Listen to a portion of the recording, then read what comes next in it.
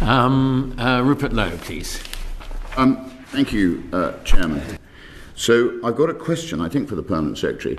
I mean, do you agree with me that good data is the basis on which good decisions are made rather than bad decisions? That's how I've always run my businesses. I mean, do you agree that's a logical summary of how people make good decisions rather than bad decisions? It is entirely how we would hope to do so, yes.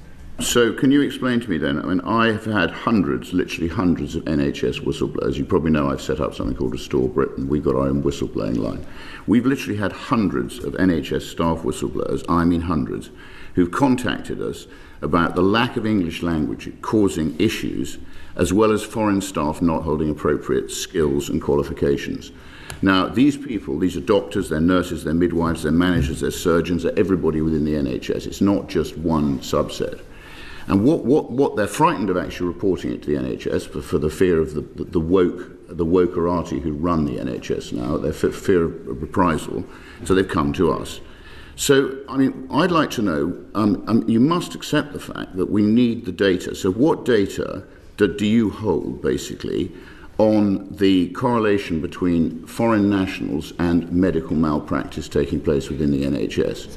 You must look at all this data. You can't fear being called racist or anything else. We need raw data for the taxpayers' benefit and also for the patient's benefit.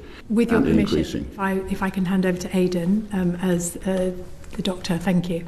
Well, I think, so I wouldn't want to be considered part of a wokerati, but I mean, we are very animated about issues around inequalities and so on, and we are hand reading, for example, and to the point about digital, with machine learning, we will get far more data from those 3 million incidents that I'm referring to.